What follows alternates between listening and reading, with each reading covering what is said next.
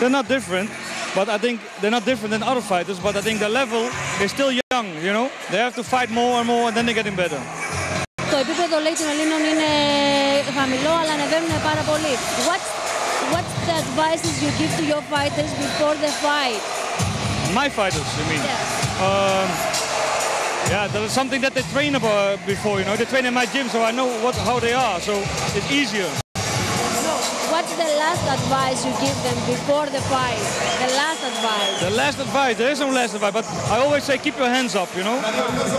Η τελευταία συμβουλή που δίνει στους αθλητές του πριν τον αγώνα είναι να κρατάνε τα χέρια τους ψηλά. How much do you get into the match? Totally, 100%. Το ρώτησα πόσο πολύ μπαίνει στον αγώνα, αν αγωνίζεται δηλαδή ο ίδιος, και λέει ότι μπαίνει 100% στο παιχνίδι, στον αγώνα. Νίκο, λόγω σε σένα. Ξεκινάει το παιχνίδι. Λοιπόν, αυτός ήταν το Diamond. Μόνο ακατέργαστο διαμάντι ήταν ο Ramon Dekkers. Σίγουρα, ας ελπίσουμε πάντως οι Έλληνες αθλητές να διαψεύσουν όσον αφορά το επίπεδο. Ας με επιτρέψει ο Ραμόν να διαφωνήσω, υπάρχουν πολύ καλοί αθλητές, απλά δεν είχαν την ευκαιρία να παίξουν έξω. Πάντως πρέπει να αναγνωρίσουμε ότι είπε ότι είναι ακόμα σε εξέλιξη. Ναι, νομίζει ο Ραμόν ότι είναι σε εμβριακή ακόμα περίοδο το kickbox στην Ελλάδα. Δεν έχει άδικο, γιατί κρίνει σίγουρα με τη διεθνή σκηνή, όπου δεν έχουμε μια σταθερή, ας πούμε, και συνεχή παρουσία. Μόνο κάποιες έτσι εκλάμψεις. Ας ελπίσουμε λοιπόν οι Έλληνες αθλητές να δώσουν την κατάλληλη απάντησή τους μέσα από το ring και να μας ανεβάσουν λίγο παραπάνω στο διεθνές προσκήνιο. Τρίτος αγώνας λοιπόν Ελλάδας-Ολλανδίας σε low kicks rules, κατηγορία 69 κιλών, 3 γύροι των 3 λεπτών.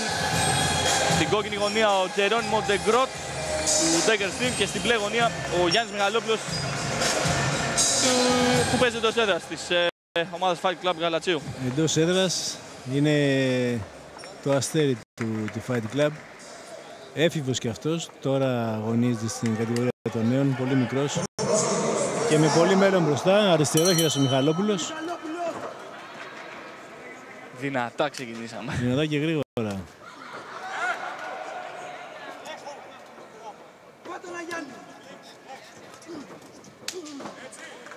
Ο Ολλανδός όμως δεν μπορείς να πάει πίσω. Και ο Ολλανδός πολύ γρήγορος και δυνατός.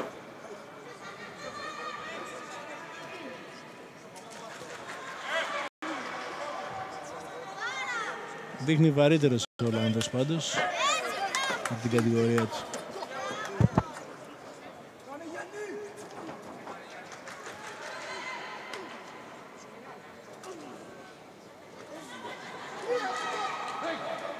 Εδώ απαγορεύεται το πιάσιμο βέβαια. Παρατήρηση από τον διαιτητή.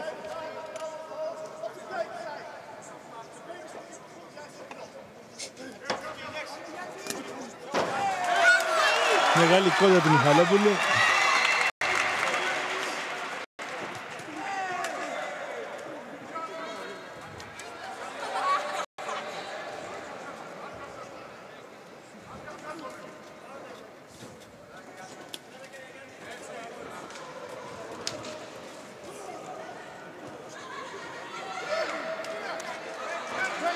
Κόλλησαν εδώ. Πολύ καλός πάντως ο Ολλανδός αθλητής, ο Ντεγκρότ. Πολύ καλός. Μιχαλόπουλος παίζει πολύ καλά πάντως και αυτός. Στέκεται πολύ σωστά, μυαλωμένα και ένα πολύ καλό πίσω χτύπημα του Μιχαλόπουλου. Καλό. Έτσι, το αριστερό χέρι που κάνει τη διαφορά πολλές φορές. Μπράβο του μικρού, κι άλλο εκεί πίσω ίσιο. Και τώρα πρέπει να εκμεταλλευτεί λίγο την ψυχολογία και να πιέσει. Μπράβο του Μιχαλόπουλου.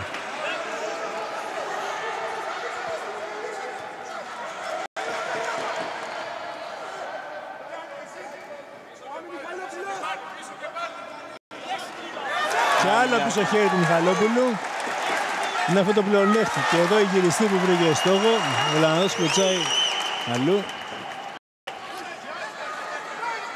Πρέπει να προσέχει όμως ο νεαρός. Μην παρασυρθεί. Έτσι ακριβώς.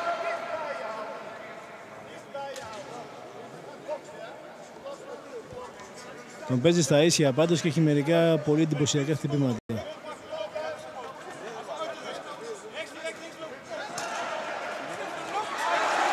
Ακόμα ένα Και εδώ το ίδιο. πάλι τα χτυπήματα από τον Έλληνα πρωταθλητή. Προσπάθησε εδώ να κάνει μια γυριστή εντυπωσιακή κλωτσιά, δεν του βγήκε όμως όπως θα ήθελε.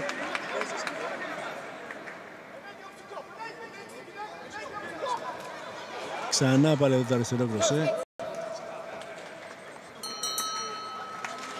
Και καμπανάκι πρώτου γύρου. Καλός γύρος, καλά χτυπήματα.